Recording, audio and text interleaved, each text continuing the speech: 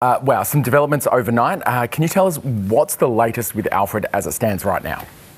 So the latest with Tropical Cyclone Alfred, on that latest tropical cyclone advice that was issued less than an hour ago, has the system as a Category 2 system over 500 kilometres to the east of Brisbane. Now today is the critical point where we're going to see the direction of the system moving, that track that it's taking. Previously it was moving southeast, parallel to the Queensland coast, but through today we are expecting to see the system start moving westwards, making that turn towards the Queensland coast. The rest of our expectations haven't changed that much, so that is still for a coastal crossing somewhere between the Sunshine Coast and Brisbane, likely late on Thursday night or early Friday morning. Now in the lead up to that coastal crossing we're going to see the wind and rain increasing, but even bigger than that, the coastal hazards will be increasing. The hazardous surf, coastal inundation and high tides are all already having their impact on that stretch of southeast Queensland coast. As the system crosses, that's when we'll see the biggest impacts, but many of those impacts, including the rain and flooding risk,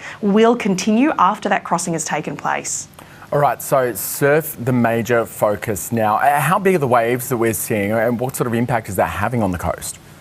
We're already seeing waves in excess of 4 metres. We're likely to see them pushing up to 5, 6, 7 metres over the coming days. Around the time of crossing, those wave heights may push towards 8 or 9 metres. So incredibly large waves that are having this hazardous impact for any activities close to the coast. So it's definitely not a week to be heading for the beach. In addition to that, we are seeing extremely high and dangerous swells pushing in from far out over the ocean, and that is already having a coastal erosion impact on some areas, including around Gari. We're also seeing high tides through today. They should ease back a little bit over tomorrow and the next day before returning later in the week, which means we're likely to see those tide heights getting significantly above the highest astronomical tide. So really dangerous conditions out along the marine areas. Yeah, and a shout out as well to our friends on Lord Howe Island who are also under warnings for these huge waves developing, especially later today. Okay, take me through the latest thinking rainfall-wise, totals. What's kind of the two ends of the spectrum? What's the best case and the worst case scenario? So I guess the general case scenario, first of all, is that we are likely to see, several hundred millimetres a day. Now that's most likely to the south of the system. So if we have a crossing between the Sunshine Coast and Brisbane, that means Brisbane, the Gold Coast and those northern rivers of New South Wales are likely to see the heaviest rainfall totals increasing through today and tomorrow, peaking around that Thursday, Friday, going into Saturday period. Now across the period we could easily see those rainfall totals reaching 200 to 400 millimetres, with locally higher falls of 600 or 700 millimetres accumulating over that multiple day period. Now that's a huge amount of rain. We had though that 1.5 to 2 metres of rain back further north in Queensland earlier in the summer, and now we're expecting it that little bit further south. So we do have significant areas of flood watch current in anticipation of that immense amount of water moving through our river systems and having impacts downstream as well. How does the ground look there at the moment? Are we talking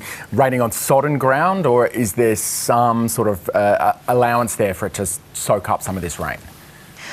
Look, I guess initially there'll be some sort of allowance, but it's the fact that we're going to be seeing so much in such a short space of time, and those parts of southern Queensland haven't seen as much rainfall over the past few months as areas further north, so it's not as saturated as it could be, but still the numbers we're talking about in the space of time we're looking at will have an impact on our river systems, working to overwhelm them almost.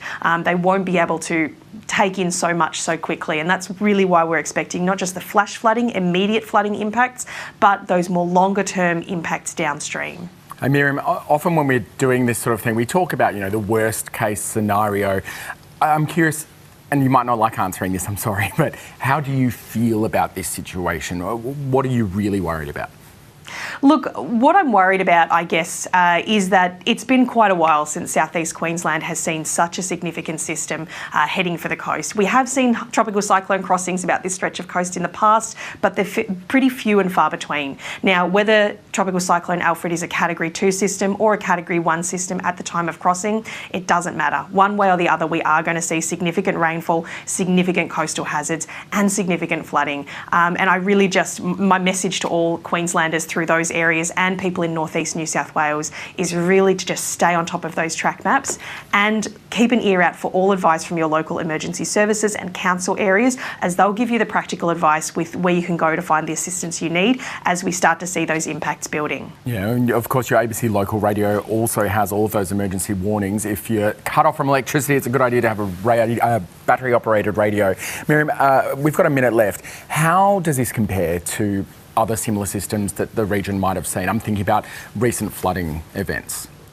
Yeah, so I guess we certainly have seen flooding events through this part of Australia in the past. It is a very flood-prone part of Australia, but I think in this case, again, it's that time period that we're going to be seeing the rainfall in the space of just a few short days, especially in combination with the strong winds and those coastal impacts. And it's the fact that I guess we always talk about tropical cyclone categories as an expression of how dangerous they are, but those categories are only based on how strong the winds are. They don't say anything about how much rainfall we're expecting and that flood risk. And I think the other thing to remember is that even once a tropical cyclone weakens back to a tropical low, it's still pulling in all that moisture. It's still bringing that potential for heavy rainfall. So certainly we've seen floods in these areas before, but this is looking to be a very significant event. Hey Miriam, thank you. We'll be talking again soon.